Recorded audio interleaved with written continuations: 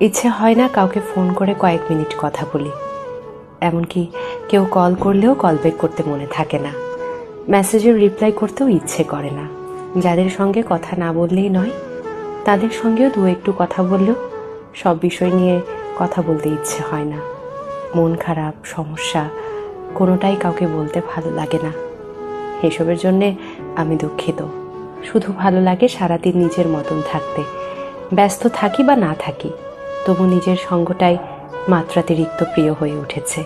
যেই সঙ্গীহীনতায় একটা সময় আমার মন খারাপ হতো, মনে হতো আমিই যেন দুনিয়ার সবচেয়ে একলা অসহায় মানুষ। সেই খারাপ লাগা, সে একাকিত্ব আজ যেন সব থেকে বেশি প্রিয় হয়ে উঠেছে। এখন অমুক বন্ধু খোঁজ না নিলেও আর খারাপ লাগে না। কেউ ভুল বুঝলেও নিজেকে আর প্রমাণ করতে ভালো লাগে না। যারা আমার উপর অভিমান রাখেন কিংবা ভুল বোঝেন, আমি দুঃখিত। আমি নিজের ইচ্ছের বিরুদ্ধে কারো সাথে কথা বা সম্পর্ক কোনোটাই আপাতত রাখতে পারছি না। আর যারা উইথাউট কনভারসেশন আমাকে বোঝেন, আমাকে চেনেন, আমার মানসিক অবস্থা দু একটু কথা শুনে বুঝে ফেলেন, নিজেদের বাউন্ডারি এবং প্রাইভেসি দুটোই বোঝেন, আপনাদের প্রতি আমার কৃতজ্ঞতা।